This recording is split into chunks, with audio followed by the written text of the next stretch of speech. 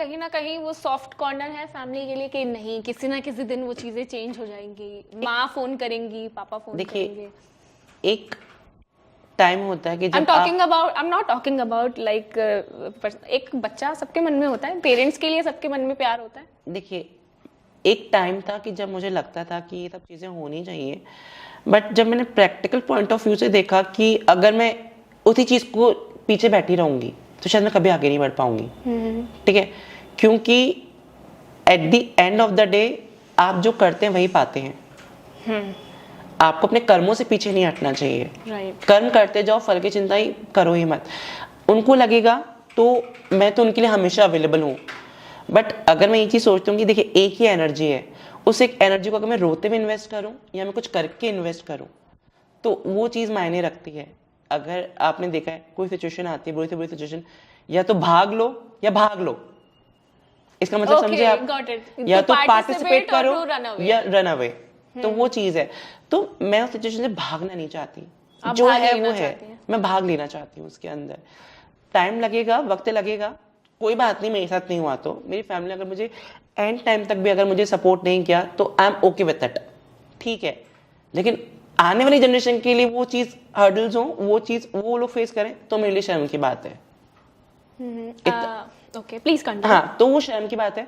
मैं चाहती हूँ आने वाली जनरेशन उसके लिए लोग बाग बाय फैला के खड़े हों कि हाँ कोई नहीं, दिक्कत नहीं, हमारे घर महिला है, पुरुष है, या हमारे घर ट्रांसजेंडर है, वो हमारा है, वो हमारा खून है, वो हमारा है, जैसा भी है वो हमारा है। तो वो चीज़ मेरे को अच्छी लगेगी, क्योंकि किया तो खुद के लिए किया तो क्या किया, दूसरों के लिए किया तो अच्छा किया। बहुत बड़ी बात बोली आपने। वो ही एक चीज़ है। ओके, फैमिली के बारे में हमने बात कर ली, हमने आपकी पर्सनल भी बात की। अभी आपने ऑफ कैमरा जब हम बात कर रहे थे तो आपने आप फ़ोन पे बात कर रही थी मम्मा। हाँ, मम्मा के बारे में थोड़ा सा बताएंगी? हमारे किन्नर में जैसे गुरु चेला प्रथा होती है, वैसे बेटी माँ की भी प्रथा होती है। वो हमारे आपस में हम किन्नर डिसाइड करते हैं। तो मेरी मदर हैं मनोहरपुर शाहपुरा में सिमरन बाई, तो मैं उनकी बेटी बनी हूँ किन्नरों में। तो वो जो जिस प्रकार से उन्होंने मुझे प्यार दिया, शायद ये भी एक रीज़न रहा है कि मुझे फैमिली का अपनापन नहीं, मतलब जो फैमिली मेरे साथ ट्रीट करती है वो मुझे कहीं भी खटकता नहीं है। क्योंकि मुझे जो प्यार वहाँ से फैमिली से मिलना चाहिए वो मेरी माँ से मुझे मिलता है। मैं बीमार हो जाती हूँ तो आप मानेंगे नहीं, मनोहरपुर यहाँ से कितना दूर है, कम से कम आई गेस 35 से 40 किलोमीटर दूर है। और उनको पता लगता है कि मैं बीमार हूँ तो मुझे फ़ोन भी नहीं करेंगे, वो डायरेक्ट मेरे घर पे आ जाएंगी कि डॉक्टर के चल, और वो अपने साथ मुझे लेके चली जाएंगी कि जब तक ठीक नहीं होगा तब तक घर में मत आना, तो मेरे साथ रहे। मतलब उनको कहीं लेट हो जाती हूँ, मैं कहीं जाती हूँ तो मैं उनको बता के जाती हूँ कि मम्मी आज मैं जोधपुर जा रही हूँ मेरे काम से, मैं उदयपुर जा रही हूँ, मैं आउट ऑफ इंडिया भी गई थी। मेरे फैमिली का फ़ोन नहीं आया मेरे पास, मतलब मैं कम से कम हफ्ते भर के लिए मैं वहाँ गई थी, कोलंबिया गई थी स्टैटिक्स डिपार्टमेंट की तरफ से। मेरी फैमिली का एक बार मेरे पास फ़ोन नहीं आया, बट मेरी माँ के पास फ़ोन हर दिन आता था। हर दिन तो अब छोड़िए कि मतलब देख लीजिए, हर 2 घंटे मुझे फ़ोन गए, खाना खा लिया, ठीक है, अच्छा आज क्या हुआ, ठीक है, तबीयत ठीक है ना, वहाँ पे खाना तो ढंग से खा रही है ना, ठीक है, मतलब एक ठीक कब आ रही है, उनको पता है डेट की मैं कब आऊँगी, लेकिन अच्छा हर टाइम ये फ़ोन रखने से पहले रात को, ठीक है कब आ रही है बेटा, मैं इनको डेट देता हूँ। वो एक जो कंसर्न है ना, तो वो बहुत, मतलब मुझे लगता है कि मतलब जिस माँ ने मुझे पैदा किया उनसे ज़्यादा जो अफेक्शन मेरे को मिला वो उनसे मुझे बहुत ज़्यादा मिला। तो मुझे कहीं ना कहीं वो चीज़ खटकती नहीं है, क्योंकि जो केयर उन्होंने मुझे दी शायद वो मेरे जिन माँ बाप ने मुझे पैदा किया उनसे भी मुझे नहीं मिली। तो मतलब कहीं ना कहीं मेरे आगे बढ़ने में भी उनका हाथ रहा है, तो वो चीज़ है। तो इतने स्टेप्स आपने लिए, एनजीओ में आप काम कर रही हो, आई एक्सपेक्ट कि चेंजेस आए भी होंगे, लेकिन अभी भी बहुत चीज़ें बदलनी बाकी हैं।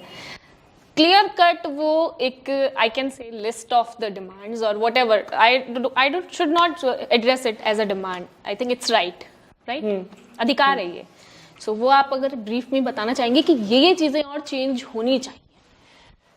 मुझे ऐसा लगता है कि काफ़ी हद तक चीज़ें चेंज हुई हैं, and Rajasthan is the first state in India जिसने बहुत ही हद तक बहुत से क्षेत्रों में हमको उपलब्धियां हासिल हुई हैं एज अ ट्रांसजेंडर पर्सन। जैसे कि अब मैं बात करूं, जैसे I am a student in महारानी कॉलेज, राइट? तो मेरे को स्कॉलरशिप भी प्रोवाइड की गई डिपार्टमेंट ऑफ सोशल जस्टिस से, मुझे महीना भत्ता भी दिया गया इनके, जैसे कि अगर मैं रेंट पे रह रही हूँ, क्योंकि फैमिली डिसोन कर देती है, मैं जयपुर में अगर रेंट पे, तो मुझे महीने का 6,000 रुपये एज अ रेंट भी पे किया गया। उसके अलावा सर्जरी का वहाँ पे प्रावधान है, 2.5 लाख रुपए सर्जरी के भी प्रावधान है डिपार्टमेंट ऑफ सोशल जस्टिस से। पेंशन का वहाँ पे प्रावधान है। और जैसा कि मैंने आपको बताया, ओबीसी में शामिल किया गया ट्रांसजेंडर्स को। इससे पहले जनरल में कैटेगराइज या जनरल में नहीं था, मतलब इससे पहले कहीं पे भी नहीं था ट्रांसजेंडर्स का, कहीं पे भी नहीं था। There was no category There was before no it. category for transgenders, ठीक है? तो ओबीसी में शामिल किया गया, वो राजस्थान में हुआ। राजस्थान की यूनिवर्सिटी ने मुझे एडमिशन दिया, this is the first university in India. Jan Aadhaar जिसकी हम बात करें, वो राजस्थान का ही एक डॉक्यूमेंट है, जिससे 25 लाख रुपए का हेल्थ इंश्योरेंस था। तो वो और जगह नहीं है, वो सिर्फ राजस्थान, अदर देन राजस्थान नहीं है, वो राजस्थान में ही है। उसमें मैंने जब डायरेक्टर सर से मैंने बात की, उनको बताया कि सर खाली मेडिकल जो इश्यूज होते हैं खाली मेल फीमेल को नहीं होते, वो जेंडर बाइस हैं।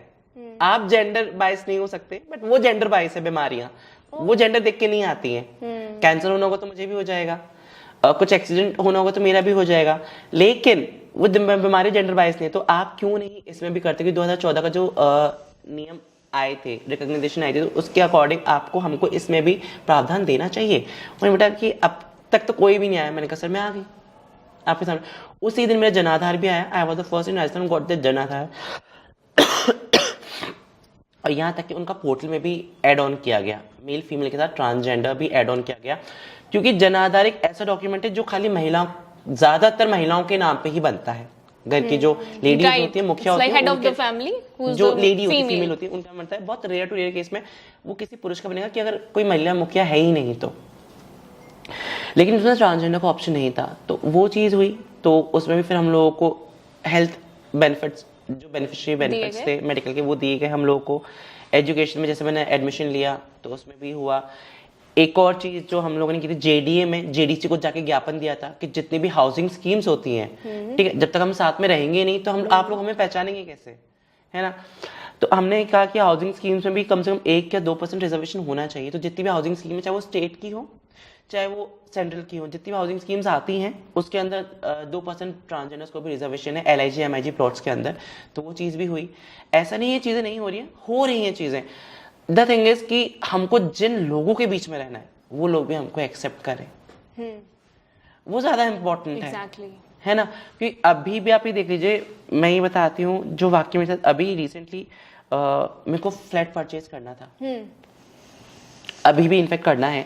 तो मैं नाम नहीं लूंगी यहाँ पे बिल्डर्स के, बट मोस्टली बिल्डर्स ये जब सुनते हैं कि that we are trans women, वो फ्लैट ही नहीं दे रहे हैं, रहने के लिए घर ही नहीं दे रहे हैं। So it's about like purchasing the property or purchasing the property on rent? Rent का भी यही हाल है, परचेज का भी यही हाल है। जबकि आप सोचिए कि मैं तो फिर भी इन सब चीजों से थोड़ा अलग हूँ, मतलब मैं पढ़ रही हूँ, एक जॉब कर रही हूँ, मैं एक नॉर्मल महिला की तरह जी रही हूँ, इवन दो मुझे नहीं दिया जा रहा है ना। और उनका तो बेचारों का क्या ही हाल होगा जो मतलब बैगिंग में है, like education भी नहीं है, lack of education है, lack of education, and you lack don't of have awareness like है। communication skills। exactly।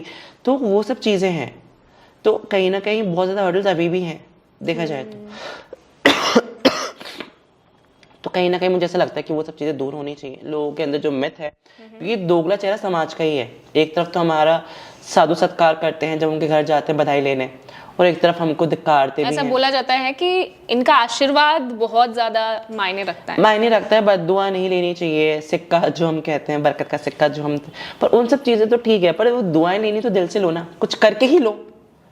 मैं तो बधाई नहीं मांग रही ना, मैं तो आपसे अपना हक मांग रही हूँ। आप हक ही दे दो, फिर हम आपको आशीर्वाद देते हैं, वो ज्यादा फूलेगा। ये आप एक तरह से लाइक दोगलापन कह सकते हो कि एक तरह आप बोलते हो कि काम करो, काम करके करो, और दूसरी तरफ आप काम करने भी नहीं दे रहे। आप पढ़ने नहीं दे रहे हो, काम तो कहाँ से मिलेगा? जब मैं एजुकेटेड ही नहीं हूँ तो मुझे काम कहाँ से मिलेगा? आप जब मैं जॉब के लिए जाऊंगी तब मुझे बोल देंगे कि आपकी तो एजुकेशन ही नहीं है, आप केपेबल ही नहीं है उस जॉब के लिए। आपके लिए तो बोलना हो गया, और मेरे लिए तो फिर जॉब से हटना हो गया, फिर मेरे को वापस उन्हीं चीज़ों में जाना हो गया। तो वो एक चीज़ है, वो काफ़ी हर्डल्स हैं।